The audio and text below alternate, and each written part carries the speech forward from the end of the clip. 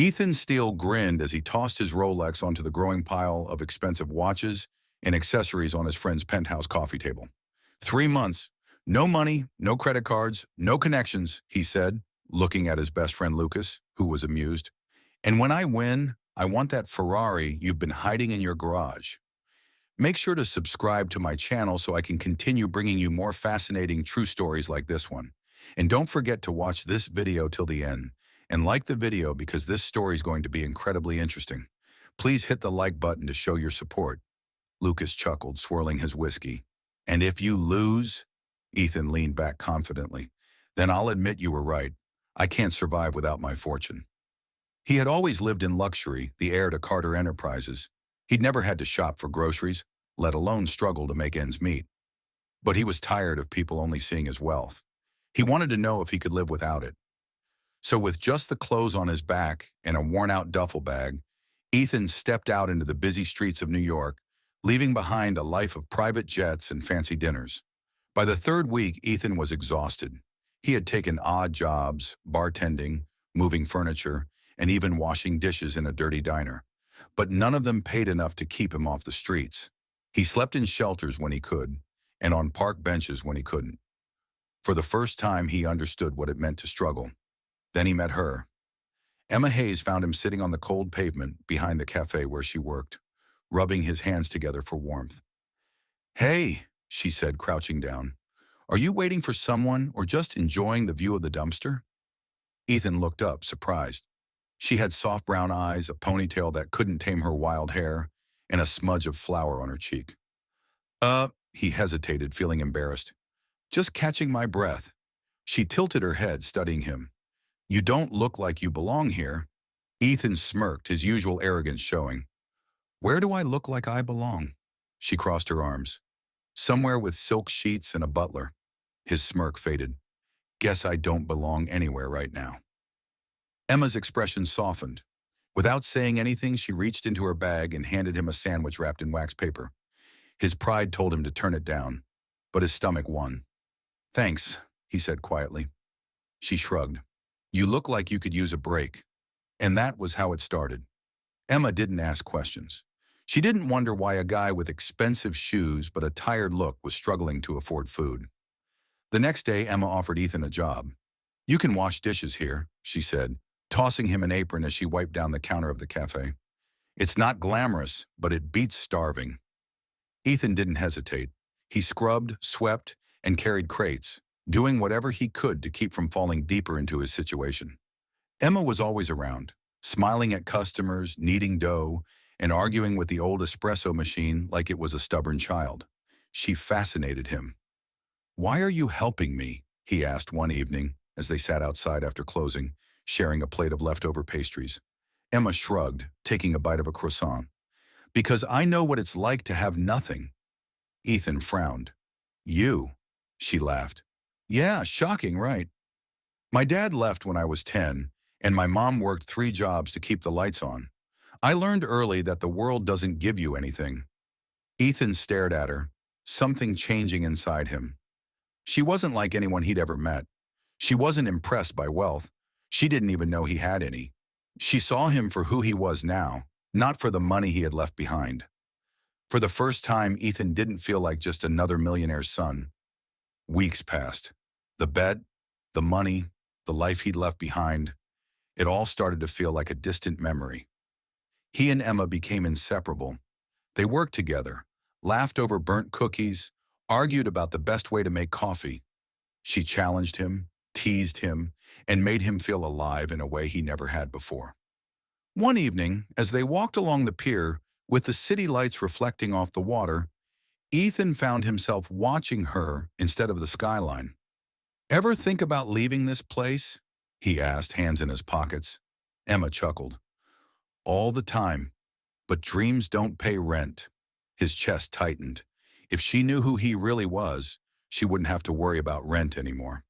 But telling her the truth meant risking everything, so he stayed quiet. Then, without thinking, he reached for her hand. She looked up, surprised, but she didn't pull away. And just like that, the bet didn't matter anymore. Because Ethan Steele, the millionaire heir and former playboy, was falling in love. Ethan wasn't sure when it happened. Maybe it was the way she scrunched her nose when she concentrated, or how she hummed while kneading dough. Maybe it was how she treated everyone with kindness, never asking for anything in return. All he knew was that every time she smiled, every time she laughed, every time she looked at him like he was just Ethan, not a billionaire's son, not a man playing a dangerous game, but just a guy trying to figure things out. He fell a little harder, and it scared him. He had told himself this was temporary, that he was only here for a few months just proving a point.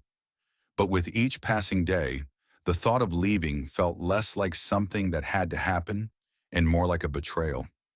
Emma didn't know who he really was, and the longer he stayed, the harder it became to tell her. One evening after a long shift at the cafe, they sat side by side on the back steps, sipping coffee. The air was filled with the smell of roasted beans and warm bread. Emma stretched her legs and sighed.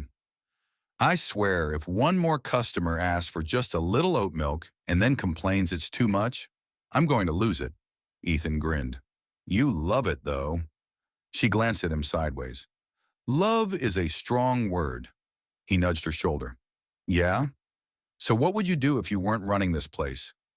She hesitated, staring down at her cup. I'd open my own bakery, a real one. Not just a cafe with a half-working oven, but a place where people come just for the pastries. Somewhere I can create whatever I want instead of serving what sells. Ethan leaned back, watching her. So why don't you? She let out a soft laugh and shook her head. Because dreams need money, and I barely make enough to keep this place running, let alone start something new. A wave of guilt hit him. He could make her dream come true in an instant. One phone call, one check. And she'd never have to worry about struggling again. But if she knew the truth, would she still look at him like this? He swallowed hard. You'll get there, he said instead. You're too stubborn not to. She smiled and nudged him back. Yeah, well, maybe one day you'll figure out what you want too. He wanted her, but wanting her meant telling her the truth. And telling her the truth meant risking everything. That night he barely slept, torn between the life he'd left behind and the life he was building with her. The decision was made for him the next morning. Ethan had just finished restocking the shelves when the bell above the door chimed. He looked up, expecting a customer, but his stomach dropped when he saw who it was. Lucas, dressed in an expensive suit, looked completely out of place in the small cafe. Lucas smirked as he walked toward Ethan. Well, well, look at you. Dish soap really brings out your eyes. Ethan set down the crate he was holding, every muscle in his body tensing. What the hell are you doing here? Lucas shrugged. It's been 3 months. The words hit Ethan like a punch. 3 months, the deadline for the bet. He had been so focused on Emma and this life that he had forgotten all about it. Lucas leaned against the counter. I have to say, I'm impressed. I thought you'd cave after a week, but you did it. You proved your point. Ethan's jaw tightened. What do you want? Lucas smirked. To take you home. The game's over. Before Ethan could respond, Emma walked out from the back, wiping her hands on a towel. Hey, Ethan, do you... She stopped, looking between them. Who's this? Lucas raised an eyebrow. She doesn't know, does she? Ethan's stomach twisted. Emma's brows furrowed. No, what? Lucas chuckled darkly. Oh, this is going to be good. He turned to Emma, amusement in his eyes. Your friend here isn't who you think he is. He's not some guy down on his luck trying to make ends meet. He's Ethan Steele, as in Carter Enterprises' billionaire heir. He gestured around the cafe. This was just a game to him. The silence was thick, suffocating. Emma stared at Ethan, confusion and hurt flashing across her face. Is that true? Ethan's throat tightened. Emma, But she was already shaking her head, stepping back as if he was a stranger. How long were you planning to lie to me? It wasn't... He stopped himself. It was a lie, no matter how much he wanted to believe otherwise. Emma let out a hollow laugh. Wow, and here I thought you were different. The look in her eyes broke something inside him. Lucas clapped him on the shoulder. Come on, Ethan, time to go. For the first time in his life, Ethan didn't want to leave, but Emma had already turned away. He didn't know how to fix it. Ethan had made a lot of mistakes in his life, but watching Emma walk away from him hurt more than any of them. He had spent years surrounded by people who only saw his wealth, who valued him for his last name instead of the man he was. Then Emma had come along, kind, genuine, completely unaware of his world, and he had ruined it. The cafe felt colder without her warmth. The city seemed louder without her laughter. He tried calling, texting, showing up at the cafe, but she wouldn't even look at him. He had never cared about winning the bet, but now standing in the penthouse. He once called this place home, surrounded by luxury that now felt empty. Ethan realized what he had truly lost. Emma. Lucas leaned against the bar, swirling his whiskey. "You look like hell." Ethan ignored him, staring out at the skyline. "She won't talk to me." Lucas sighed. "You lied to her, Ethan. What did you expect? Flowers and a thank you card?" Ethan ran a hand through his hair. "I didn't mean to lie. I didn't know how to tell her without ruining everything." Lucas scoffed. "And look how well that turned out." Ethan clenched his fists. "I have to fix this." Lucas studied him for a moment, then set his drink down. "Then stop sulking and do something about it." Ethan had spent his life fixing things with money, throwing checks at problems. But Emma didn't care about money. She cared about honesty, about trust. He had to prove to her that he was more than just a billionaire with a guilty conscience. The next morning, he found himself standing outside the cafe again. Emma was inside, kneading dough with sharp, deliberate movements. She looked tired, her shoulders tense, and her usual spark was gone. Ethan took a deep breath and walked in. She didn't look up. "We're closed." "I'm not here for coffee," he said softly. She slammed the dough on the counter. "Then what do you want?" "I want to talk." Finally, she looked at him, her eyes hard. "You mean lie because you're pretty good at that." Ethan exhaled. "I never lied about how I felt about you." She let out a hollow laugh. "Right, because relationships built on deception are so romantic." "I was afraid," he admitted. "Afraid that if you knew the truth, you'd treat me like everyone else does. Like I'm just a name in a bank account." She crossed her arms.